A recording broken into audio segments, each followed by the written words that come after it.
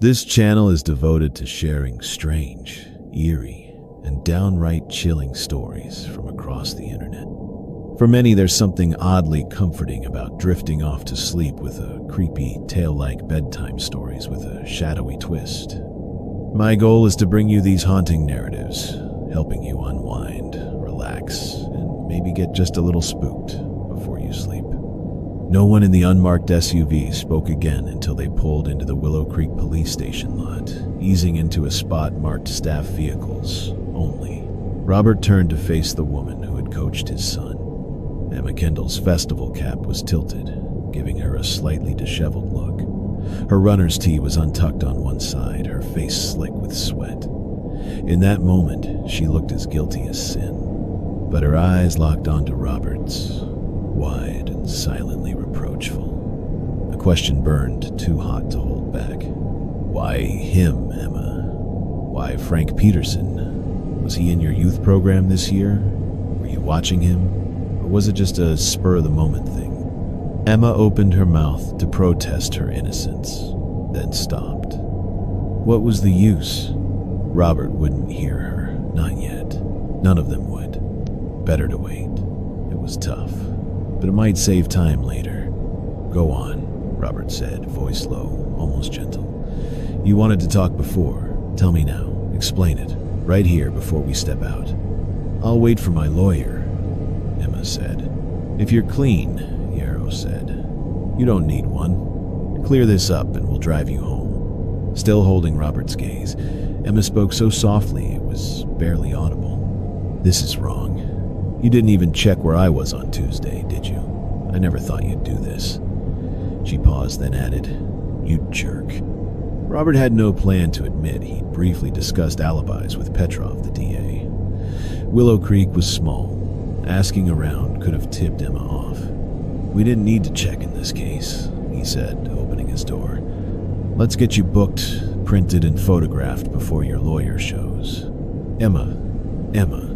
Mark Kendall had tailed the police SUV from the festival in his pickup, ignoring Robert's advice. Their neighbor, Lisa Conway, had taken Sophie and Clara to her place. Both girls were sobbing, and Lisa's eyes were red too. Emma, what's happening? What do I do? Emma twisted free of Yarrow's grip for a moment. Call Howie Gold. It was all she could manage. Ramsey opened the door marked Authorized Personal Only, and Yarrow nudged her inside, a firm hand on her shoulder. Robert lingered by the door for a moment. Go home, Mark, he said, before the reporters swarm. He nearly added, I'm sorry, but didn't. He wasn't. Elena Kuznetsov and the state police would be waiting at the Kendall house, but going home was still Mark's best move. The only move, really, and maybe Robert owed him that much. For his daughters, certainly they were the true victims here, but also because of her words. This is wrong. I never thought you'd do this. No reason to feel guilty over a child murderer's reproach, but for a moment, he did. Then he pictured the crime scene photos, images so horrific they made you wish for blindness. He thought of the stick jammed into the boy's body, the bloody handprint on smooth wood bark stripped by the force.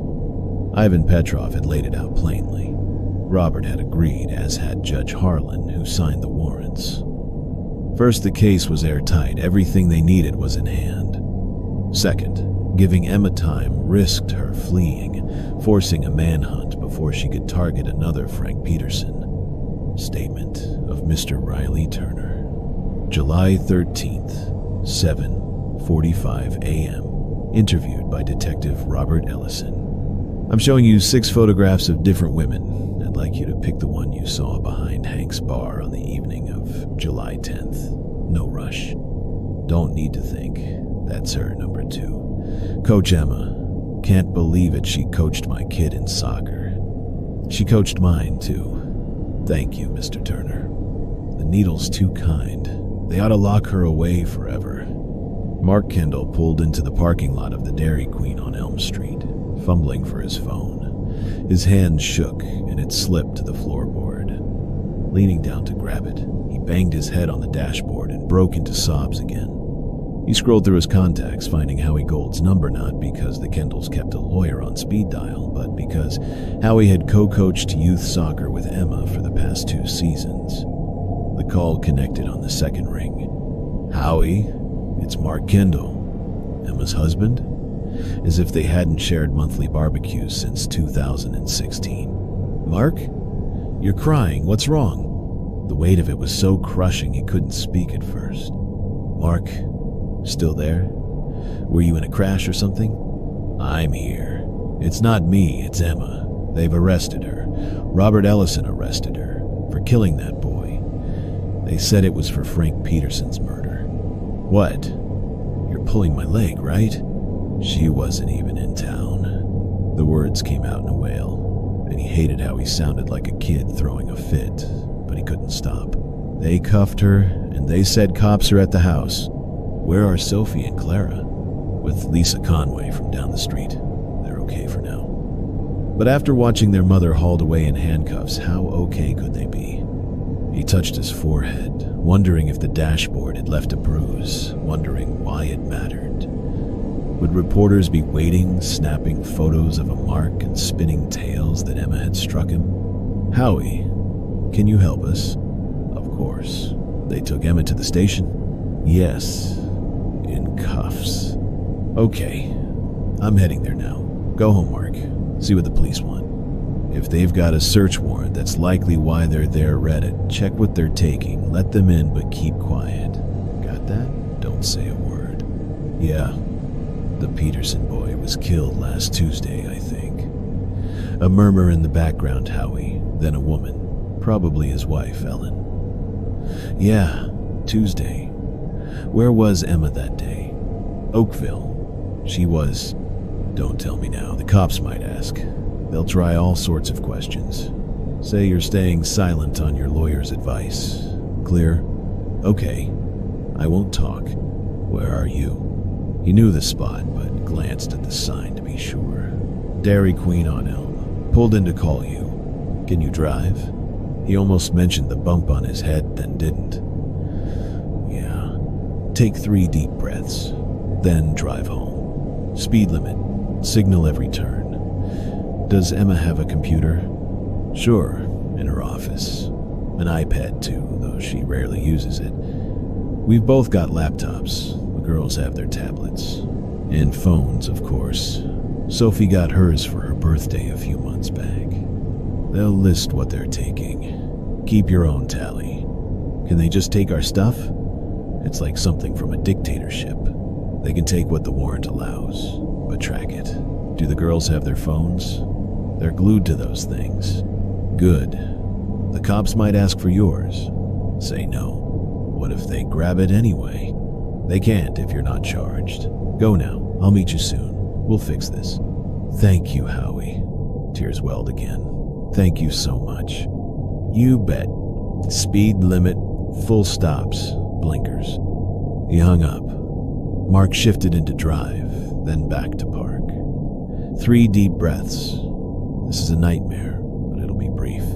She was in Oakville. They'll see and they'll let her go. Then, he told the empty truck, missing the girl's chatter in the back, "We'll sue them silly." That steadied him, sharpened his focus. He drove home to Oak Lane, sticking to the speed limit, signaling every turn. Statement of Mr. George Carter, July 13th, 8:15 a.m.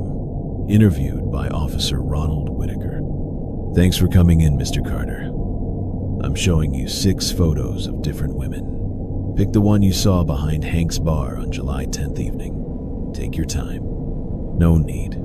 That's her, number 2. Coach, Emma. Can't believe it, she coached my kid in track. She coached mine too. Thank you, Mr. Carter. Prison's too soft. They ought to lock her up for life. Admit it, detective. I'm the least willowy willow you've ever met. Your size isn't the issue here, Miss Rainwater. We're here to talk about... Oh, it's part of it. You just don't see it yet. My size is why I was out there. Most nights, there's a dozen cabs lined up at that dive bar by 10, and I'm the only woman. Why? Drunk guys don't hit on me, no matter how sloshed they are. I could have played linebacker in high school if they'd let girls on the team. Half those fellas don't even clock I'm a woman when they climb in my cab, and plenty still don't when they stumble out. Suits me fine. Just thought you'd want the context. Okay, thanks. This wasn't 10, though it was around 8:30 on Tuesday, July 10th. Right. Weeknights are dead in Willow Creek since the mill cutbacks. Lots of drivers loaf around the garage, swapping stories and playing cards, but I can't stand that nonsense. I head to the Creek Inn, the Maple Lodge, or that dive out by the town line, Rusty Nail. They've got a cab stand for folks not plastered enough to drive. If I get there early, I'm first in line, second at worst. I park and read on my e-reader while waiting. Can't manage a paperback in the dark, but the e-reader's perfect.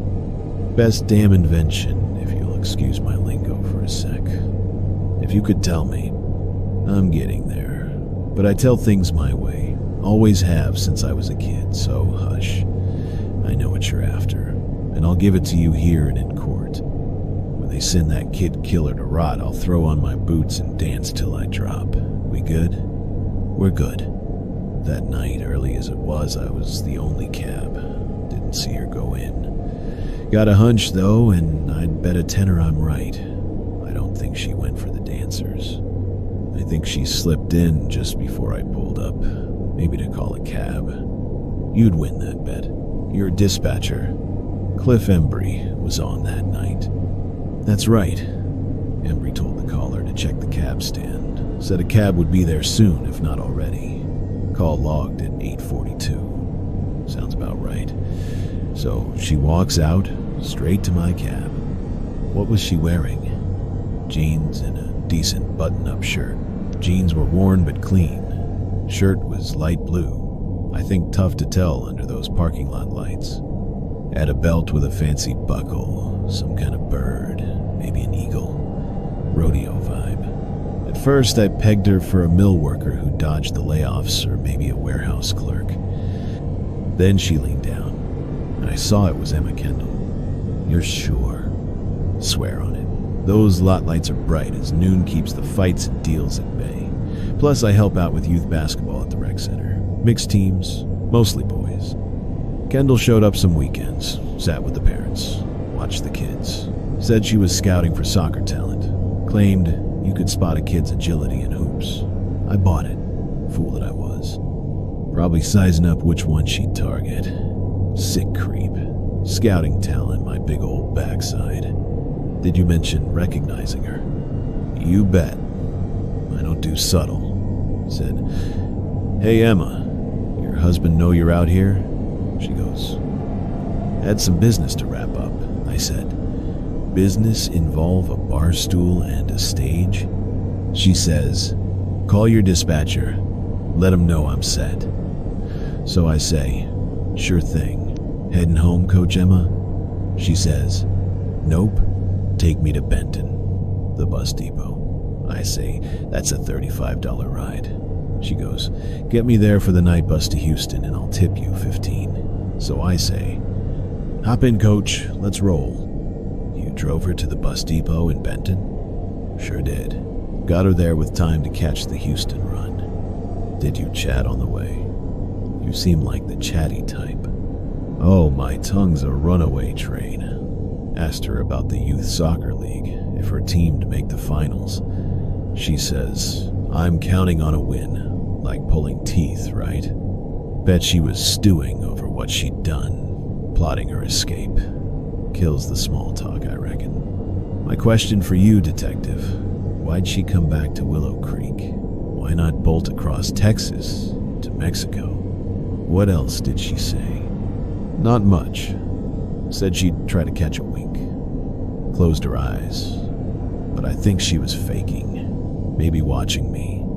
Thinking about making a move. Wish she had. Wish I'd known then what I know now. Would have yanked her out and taught her a lesson, no lie. And at the bus depot, pulled up to the drop-off, and and she tossed two 20s on the seat.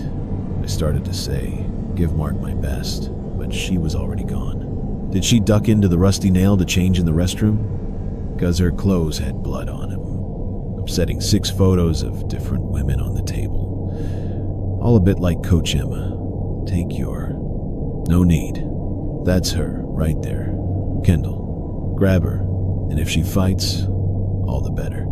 Save the taxpayers some coin. When Mark Kendall was in middle school back when it was still called junior high, he sometimes dreamed he showed up to class in his underwear, everyone pointing and laughing. Look at Mark Kendall, forgot his pants today.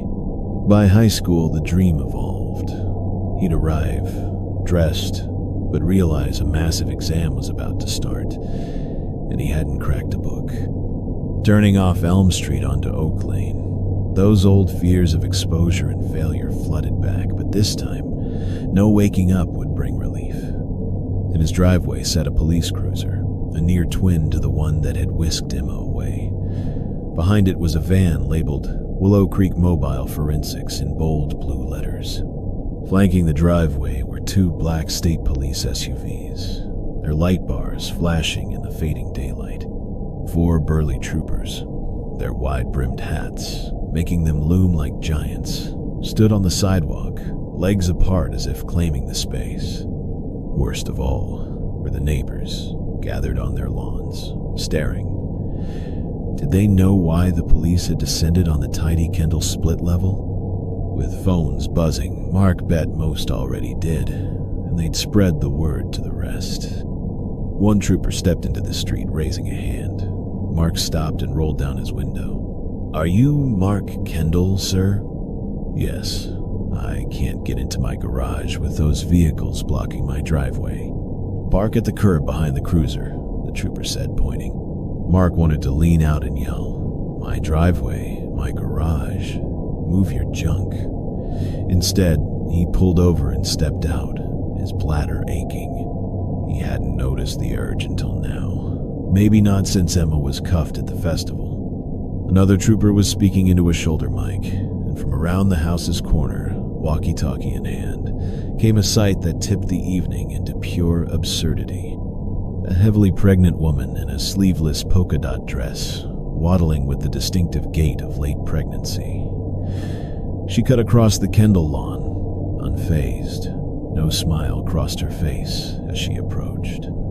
An ID badge dangled from her neck and pinned to her dress, looking as out of place as a wrench in a flower bed, was a Willow Creek police badge.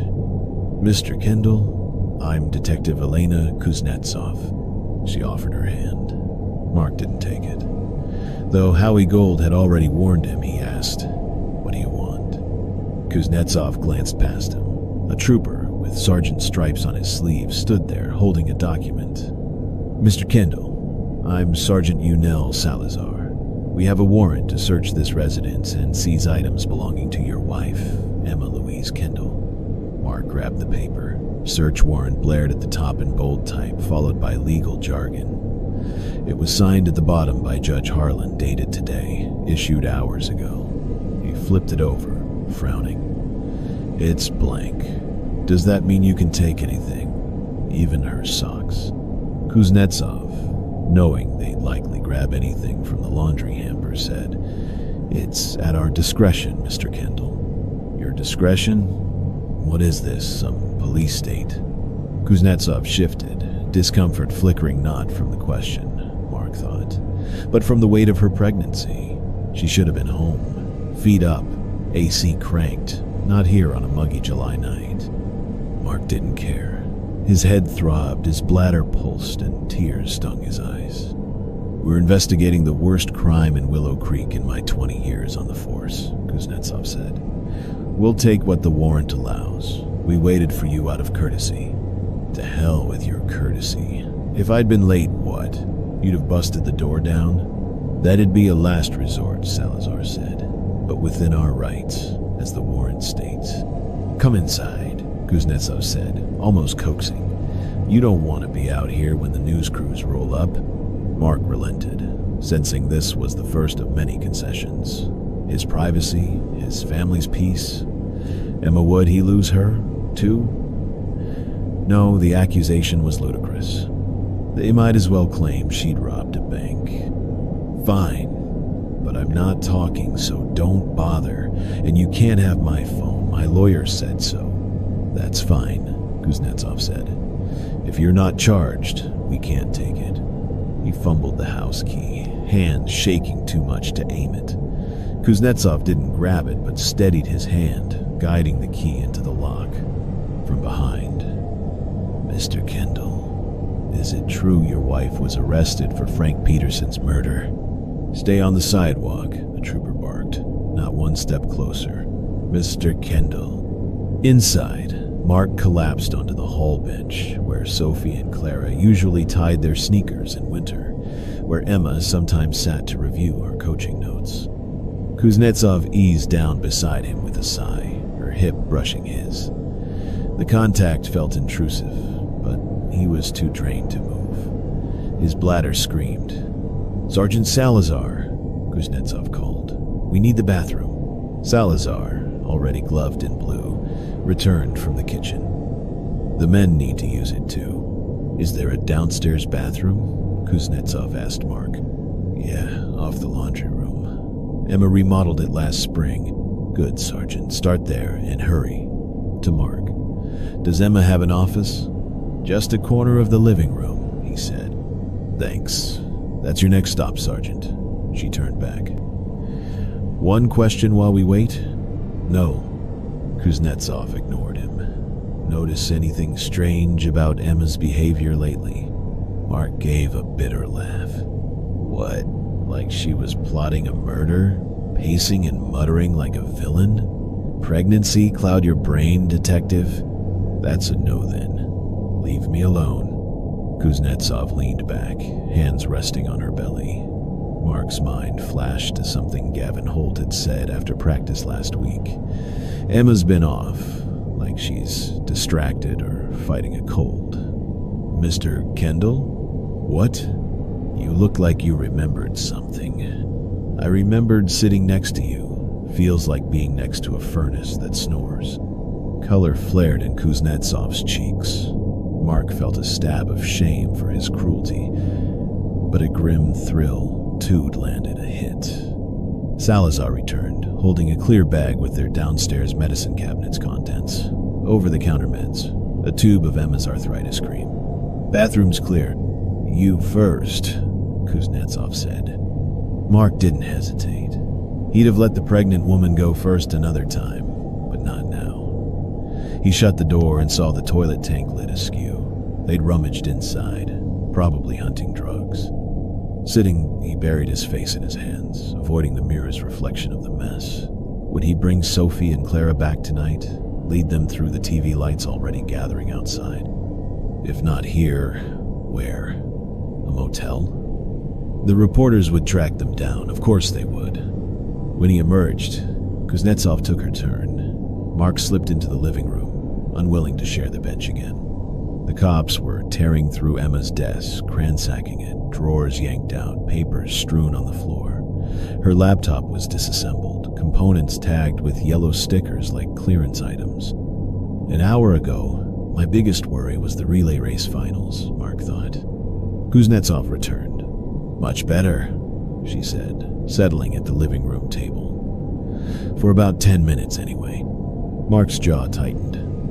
"Glad someone's comfy, even for 10 minutes. Mostly viewing the scenery from room 312 at the Pineview Lodge on Route 12, I bet. We didn't hole up the whole time. Hit the smokehouse for dinner, a couple of nights' great food, cheap too. Carla wanted to check out the outlet mall, so we poked around there. They've got an arcade, and I crushed the pinball machine. Bet you did. Did you hear about the boy murdered here in Willow Creek? Might have caught a blip on the news. You don't think I had anything to do with that, do you?" "No, but you might have info on who did." "How could I?" "You work security at Rusty Nail, right? Part of the safety crew. We don't say bouncer. Rusty Nail's a classy joint. No argument there. You were on shift Tuesday night, I hear. Didn't leave Willow Creek till Wednesday evening.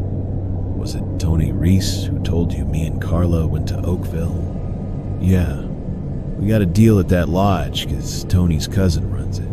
He was working Tuesday night, too. That's when I asked him to call his cousin. Me and Tony are buds. We manned the door from 3 to 7, then the floor from 7 to 11. The floor's by the stage where the patrons sit.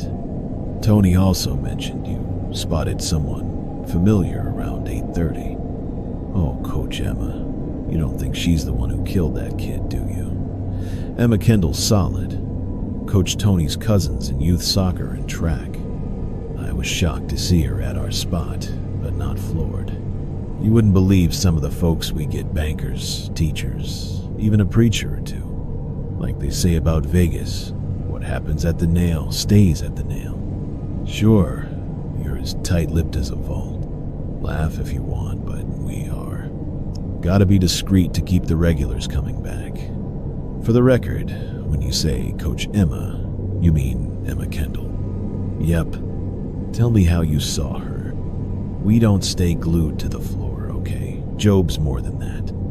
Most times, we're roaming, making sure nobody gets too handsy with the dancers or starts a brawl. Guys get frisky. They can get rowdy. You know that from your work.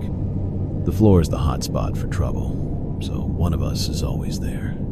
The other sweeps the place, checks the bar, the game nook with the dartboards and jukebox, the VIP booths, and the restrooms.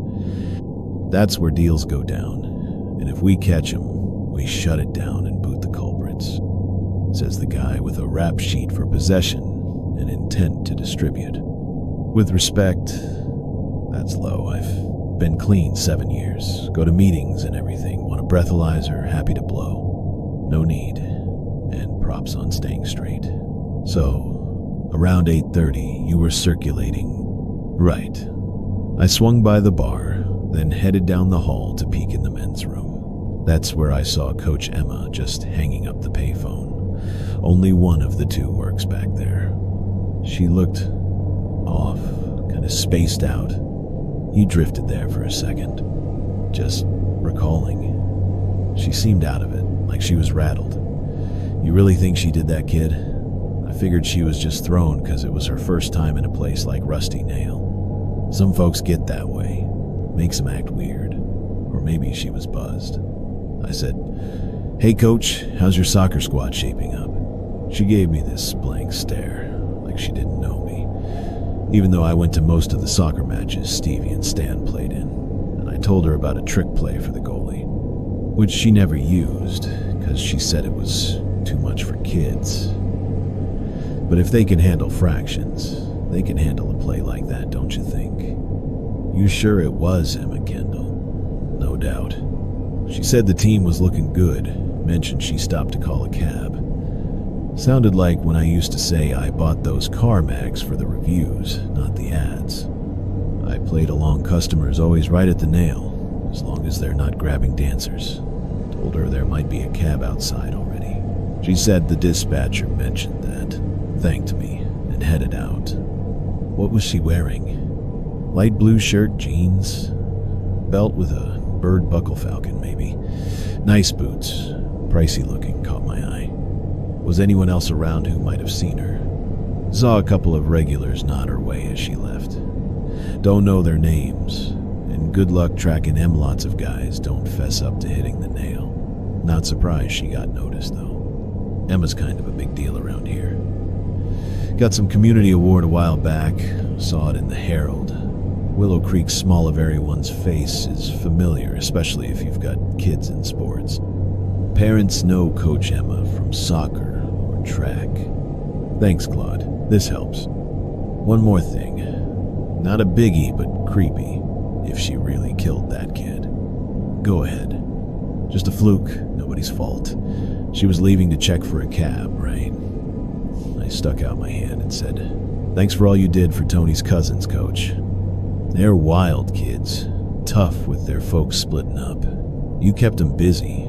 Think I caught her off guard, because she flinched before shaking my hand.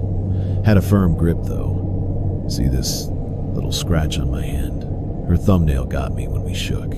Barely a nick, healing fast, but it took me back to my using days. Why's that? Some rough type spikers, mostly used to grow out a thumbnail, sharp as a blade.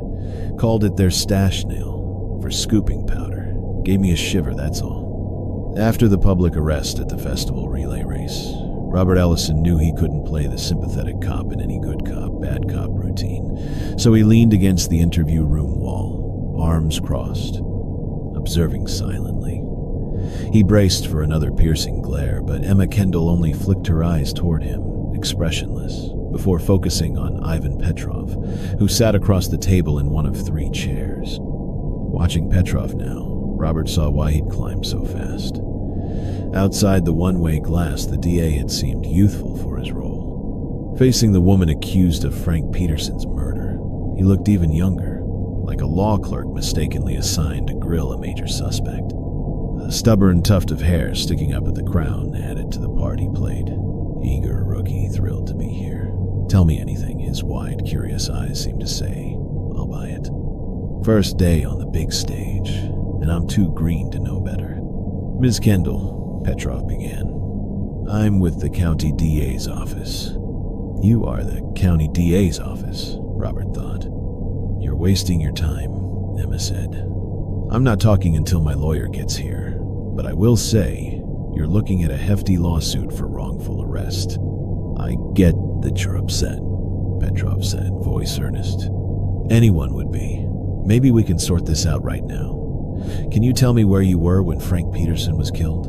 Last Tuesday afternoon, if you were elsewhere. I was, Emma cut in. But I'll go over that with my lawyer first. His name's Howie Gold.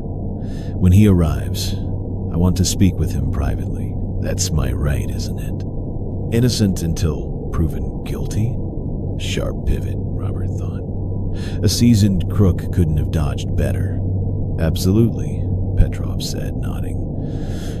But if you're innocent, don't bother, Emma said. You didn't drag me here out of kindness. I'm a decent guy, Petrov said, leaning forward, eyes sincere. If there's a mix-up, I want to fix it as much as you do. You've got a hair sticking up back there, Emma said. Might want to tame it. Makes you look like that kid from those old reruns I watched as a girl. Robert's lips twitched, but he held back a smile. Petrov, thrown off, ran a hand over his head. The tuft flattened, then sprang back. Sure you don't want to clear this up? He leaned closer, as if Emma were making a grave error. I'm sure, she said. And I'm sure about the lawsuit, too. No settlement will cover what you did tonight. Not just to me, but to my husband and daughters. But I'll find out what's fair. Petrov lingered a moment, eyes locked on hers, then stood. The earnest act vanished. Fine. Talk to your lawyer, Miss Kendall. You're right. No mics, no cameras. We'll even close the blinds. Be quick, and maybe we'll wrap this up tonight. I've got a morning tea time. Golf? Emma asked, incredulous. Golf. A game where you chase a little ball into a hole. I'm no pro at it, but I'm a shark at this one, Miss Kendall. As Howie Gold will tell you, we can hold you 48 hours without charges. It won't take that long. If we don't resolve this, you'll face arraignment Monday morning. Your arrest will be all over the news by then, with plenty of cameras to catch your best angle. Petrov headed for the door, smug, likely still smarting from the hair jab. Before he could open it, Emma spoke. Robert? Robert turned. Emma's calm was unnerving, almost unnatural under the circumstances. Or maybe not some of the coldest ones found that calm after the shock, settling in for the fight. He'd seen it before. I'm not discussing anything until Howie's here, but I need to say one thing. Go ahead, Petrov said, eager, but his face fell at her next words. Dylan was the gutsiest runner I ever coached. Don't you dare, Robert said, voice quivering with fury. Don't let my son's name cross your lips. Not tonight, not ever. Emma didn't flinch. I get it. I didn't want to be cuffed in front of my husband, my girls, and half the town either. So forget what you don't want to hear. Just listen. You owe me that for the way you did this. Robert reached for the door, but Petrov touched his arm, shaking his head, glancing at the camera's red light in the corner. Robert shut the door and faced Emma, arms crossed. He knew her words would sting, but Petrov was right. A talking suspect was better than a silent one. One thing often led to another. Dylan was maybe 4'9" back in youth track, Emma said. I've seen him since tried to get him on the soccer team last year, and he shot up 6 inches. He'll outgrow you by high school graduation, I bet. Robert stayed silent. He was tiny, but fearless on the track. Most kids that had eaten 11 flinch when the bigger runners charge. But Dylan held his ground, even against wild sprinters who'd bolt with no control. Took a few hard knocks, never backed down. It was true. Robert had seen the bruises after practices, on Dylan's shins, arms, even a perfect welt on his neck once. Those hits had driven Jeanette wild, and Dylan's running shoes didn't ease her fears. Every time he lined up, she'd clutch Robert's hand, terrified he'd take a fall and end up concussed. Robert reassured her, but he'd been relieved when Dylan switched to badminton. The shuttlecocks were softer. Emma leaned forward, a faint smile playing on her lips. A kid that's short usually gets pushed to the back, and I was hoping for that tonight with Timmy Lyle, letting him run his leg. But Dylan wasn't one to hang back. He'd chase any lead, no matter how fast the pack over his head or stumbling in the dirt. Some kids called him Dasher Ellison at first. Then one switched it to Flash, like the superhero, and it stuck. That's what they called him that summer we took the regional title. Robert hadn't known, maybe because it was a team thing, but he remembered Dylan's growth that summer. More laughter, lingering after practices instead of slinking to the car. He worked it out, mostly himself, trained like crazy, till he nailed it, but I showed him how to pace himself. Emma raised her hands, mimicking a runner's stance. They were still smudged with field dust, probably from setting up the relay cones. Lean left, you cut inside on the curve. Lean right, you hold the outside lane. Don't lunge, just glide through the stride at the last second. He picked it up quick. The kids stopped calling him Flash and started shouting, "Zip it, Dylan, zip it!" when he'd take the lead late in a race. Me and Gavin, too. That was his nickname that championship year, Zip It Ellison. Did you know? Robert gave no sign, but he hadn't. Dylan never mentioned it. I taught him that, Emma said, voice soft. And you do this to me, in front of everyone. You do this. Robert's face burned. He opened his mouth, but Petrov was already tugging him toward the door, nearly dragging him. Petrov paused to throw one line over his shoulder. You did this to yourself, Kendall, not Robert, not me. Outside, watching through the one-way glass, Petrov asked, You okay? Fine, Robert said, cheeks still hot. They're pros at getting under your skin, you know that, right? Yeah, and you know she did it. Case is locked tight. Which nags at me, Robert thought. It didn't before, but now it does. It shouldn't, with Petrov's evidence, but it does. Did you see her hands? Robert asked. When she showed how she taught Dylan to run, did you notice? Yeah, what about them? No long thumbnail, Robert said. Not on either hand. Petrov shrugged. She trimmed it. You good? Fine, Robert said. Just. The detention wing door buzzed and clanged open. A man strode in, dressed in casual Saturday gear-worn jeans and a Willow Creek Rec League tee-butt. His sleek briefcase screamed lawyer. Hey, Ivan, he said. And you, Detective Ellison, care to explain why you've arrested Willow Creek's 2016 Volunteer of the Year? Is this a blunder we can fix quietly, or have you lost your damn minds? Howie Gold had arrived.